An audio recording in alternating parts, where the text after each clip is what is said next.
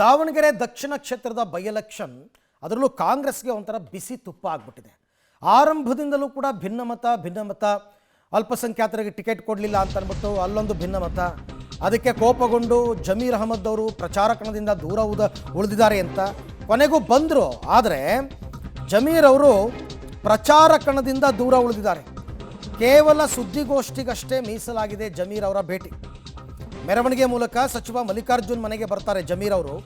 ಸುದ್ದಿಗೋಷ್ಠಿಯಲ್ಲಿ ಒಗ್ಗಟ್ಟು ಪ್ರದರ್ಶನ ಮಾಡ್ತಾರೆ ಸಚಿವ ಜಮೀರ್. ಆದರೆ ದಾವಣಗೆರೆಯಲ್ಲಿ ಕೆಲ ಕ್ಷಣ ಇದ್ದು ಅಲ್ಲಿಂದ ಹುಬ್ಬಳ್ಳಿಗೆ ಹೊರಟು ಬಿಡ್ತಾರೆ. ಯಾವುದೇ ಪ್ರಚಾರಕ್ಕೂ ಹೋಗಲ್ಲ. ಜಮೀರ್ ಪ್ರಚಾರಕ್ಕೆ ಬರ್ತಾರೆ ಅಂತ ಕಾದು ಕುಳಿತಿದ್ದ ಜನರಿಗೆ ನಿರಾಸೆ ಆಗ್ಬಿಟ್ಟಿದೆ. ಎಷ್ಟೇ ಒತ್ತಾಯ ಮಾಡಿದ್ರು ಕೂಡ ಜಮೀರ್ ಪ್ರಚಾರಕ್ಕೆ ಒಪ್ಪಲಿಲ್ಲ. ಆದರೆ ನಮ್ಮಲ್ಲಿ ಭಿನ್ನಮತನೇ ಇಲ್ಲ, ನಾವೆಲ್ಲ ಚೆನ್ನಾಗಿದ್ದೀವಿ ಅಂತ ಹೇಳಿದವರು ಪ್ರಚಾರಕ್ಕೆ ಯಾಕೆ ಹೋಗಲಿಲ್ಲ? ಅದರಲ್ಲೂ ಅಲ್ಪಸಂಖ್ಯಾತರು ಹೆಚ್ಚಿರ್ತಕ್ಕಂಥ ಜಾಗದಲ್ಲಿ ಜಮೀರ್ ಅವ್ರು ಹೋಗಿ ಪ್ರಚಾರ ಮಾಡಬೇಕಾಗಿತ್ತು, ಮಾಡಲಿಲ್ಲ. ಅಲ್ಲಿಗೆ ಭಿನ್ನಮತ ಅಂತಕ್ಕಂಥದ್ದು ಇದೆ ಅಂತ ಗೊತ್ತಾಗ್ತಾ ಇದೆ. ಜಮೀರ್ ಅವ್ರಿಗೆ ಯಾಕೋ ಅಸಮಾಧಾನ. ಸುದ್ದಿಗೋಷ್ಠಿಯಲ್ಲಿ ಮಾತ್ರ ಈ ಥರ ಕೈ ಎತ್ಬಿಟ್ಟು ಉಭಯ ಸಚಿವರು ಕೂಡ ಒಗ್ಗಟ್ಟು ಪ್ರದರ್ಶನ ಮಾಡಿದ್ದಾರೆ ಅಷ್ಟೇ.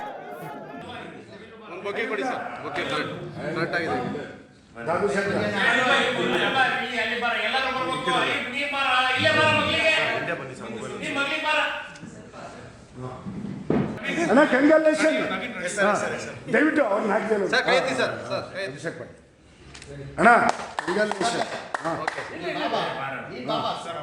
ಮಾನ್ಯ ಮುಖ್ಯಮಂತ್ರಿಗಳು 2-3 ಸತಿ ಘೋಷಣೆಯನ್ನು ಮಾಡಿದರು. ಜಮೀರ್ ಅಹಮದ್ ಖಾನು 5ನೇ ತಾರೀಕಿಗೆ ದಾವಣಗೆರೆಗೆ ಪ್ರಚಾರಕ್ಕೆ ಬರ್ತಾರಂತ 2-3 ಕಡೆ ಮಾನ್ಯ ಮುಖ್ಯಮಂತ್ರಿಗಳು ಹೇಳಿದರು. ನಾನು ಕೇರಳದಲ್ಲಿದ್ದೆ. 26ನೇ ತಾರೀಕಿಂದ ಹಿಡ್ಕೊಂಡು 10 ದಿನ ಕಾಲ ನಾನು ಕೇರಳದಲ್ಲಿದ್ದೆ. ನಮ್ಮ ಕಾಂಗ್ರೆಸ್ ಪಕ್ಷದಿಂದ ಸ್ಟಾರ್ ಕ್ಯಾಂಪೇನರ್ ಆಗಿ ನನಗೆ 10 ಡಿಸ್ಟಿಕ್ ಇನ್ಚಾರ್ಜ್ ಕೊಟ್ಟಿದ್ದರು. 10 ಡಿಸ್ಟಿಕ್ ಇನ್ಚಾರ್ಜ್ ಕೊಟ್ಟಿದ್ರು. ಆ ಹಿನ್ನೆಲೆಯಲ್ಲಿ ನಾನು ಕೇರಳದಲ್ಲಿದ್ದೆ. ನಾನು 5ನೇ ತಾರೀಕು ಬರಬೇಕಂತ ತೀರ್ಮಾನ ಮಾನ್ಯ ಮುಖ್ಯಮಂತ್ರಿ ಸೂಚನೆ ಮೇಲೆ 5ನೇ ತಾರೀಕು ಪ್ರಚಾರಕ್ಕೆ ಬರ್ತೀನಿ ಅಂತ ಹೇಳಿದೆ. ನಾನು ಇವತ್ತು ಪ್ರಚಾರಕ್ಕೋಸ್ಕರ ದಾವಣಗೆರೆಗೆ ಪ್ರಚಾರಕ್ಕೋಸ್ಕರ ನಾನು ಇವತ್ತು ಬಂದಿದ್ದೀನಿ. ನಾನು ನಾಮಿನೇಷನ್ ಹಾಕಿದ್ದಿನ ನಾನು ಮಾನ್ಯ ಮುಖ್ಯಮಂತ್ರಿಗಳ ಜೊತೆಯಲ್ಲಿ ಬರಬೇಕಾಗಿತ್ತು. ನನ್ನ ಕ್ವಶ್ಚನ್ ಇತ್ತು, 3 ಕ್ವಶ್ಚನ್ಸ್ ಇತ್ತು. ಅಲ್ಲೇ ಮಾಧ್ಯಮದಲ್ಲಿ ವಿಧಾನಸೌಧದಲ್ಲಿ ಹೇಳಿದೆ ಮಾಧ್ಯಮದವ್ರಿಗೆ. ನಾನು ಆ್ಯಕ್ಚುಲಿ ಕ್ವಶ್ಚನ್ ಇದ್ದಿದ್ದಕ್ಕೆ ಕಾರಣಕ್ಕೆ ನಾನು ಹೋಗಕ್ಕೆ ಸಾಧ್ಯ ಆಗಿಲ್ಲ.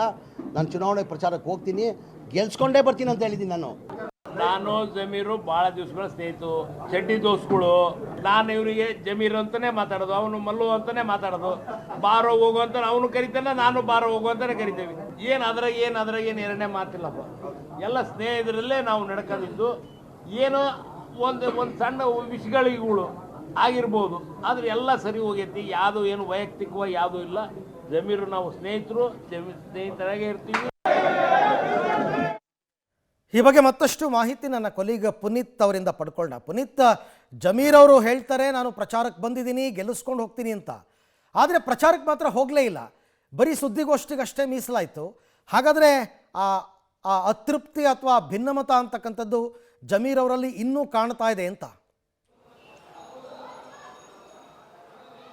ಖಂಡಿತವಾಗ್ಲೂ ಅರವಿಂದ್, ಏನು ಸಚಿವ ಎಸ್ ಮಲ್ಲಿಕಾರ್ಜುನ್ ಆಗಿರ್ಬೋದು ಜಮೀರ್ ನಡುವೆ ಅಂದರೆ ಮೇಲ್ನೋಟಕ್ಕೆ ನಾವೆಲ್ಲರೂ ಒಟ್ಟಾಗಿದ್ದೀವಿ, ಯಾವುದೇ ರೀತಿಯ ಅಸಮಾಧಾನ ಇಲ್ಲ ಅನ್ನುವಂಥ ಮಾತುಗಳು ಕೂಡ ಹೇಳ್ತಾರೆ. ಆದರೆ ಒಳನೋಟಕ್ಕೆ ಏನಂತಂದರೆ ಇಬ್ಬರಲ್ಲೂ ಕೂಡ ಅಸಮಾಧಾನದ ಕಿಡಿ ಸಾಕಷ್ಟಿದೆ ಅನ್ನುವಂಥದ್ದು ಇದರಲ್ಲೇ ಗೊತ್ತಾಗುತ್ತೆ. ಇವತ್ತು ಅದರಲ್ಲೂ ಪ್ರಮುಖವಾಗಿ ದಾವಣಗೆರೆ ದಕ್ಷಿಣ ವಿಧಾನಸಭಾ ಕ್ಷೇತ್ರದಲ್ಲಿ ಇವತ್ತು ಉಪಚುನಾವಣೆ ಇದೆ. ಉಪಚುನಾವಣೆಯಲ್ಲಿ ಮುಸ್ಲಿಂ ಅಭ್ಯರ್ಥಿಗೆ ಕಾಂಗ್ರೆಸ್ಸಿಂದ ಟಿಕೆಟ್ ಕೊಡಬೇಕನ್ನೋ ನಿಟ್ಟಿನಲ್ಲಿ ಸಾಕಷ್ಟು ಒತ್ತಾಯ ಕೂಡ ಮಾಡಿದ್ರು. ಅದು ಹೈಕಮಾಂಡ್ ಕೂಡ ಜಮೀರ್ ಅಹಮದ್ ಅವರು ಕೂಡ ಒಂದು ಮನವಿಯನ್ನು ಕೂಡ ಮಾಡಿದ್ರು. ಕೂಡ ಸಚಿವ ಎಸ್ ಮಲ್ಲಿಕಾರ್ಜುನ್ ಪುತ್ರ ಸಮರ್ಥ ಶಾಮ್ನೂರ್ಗೆ ಟಿಕೆಟ್ ಯಾವಾಗ ಆಯಿತು ಆಗಲೂ ಕೂಡ ಸಾಕಷ್ಟು ಒಂದು ಅಸಮಾಧಾನ ಕೂಡ ಮುಸ್ಲಿಂ ಮುಖಂಡರಾಗಿರ್ಬೋದು ಮತ್ತು ಜಮೀರ್ ಅಹಮದ್ ಅಲ್ಲೂ ಕೂಡ ಕಂಡು ಬರ್ತಾ ಇರುವಂಥದ್ದು.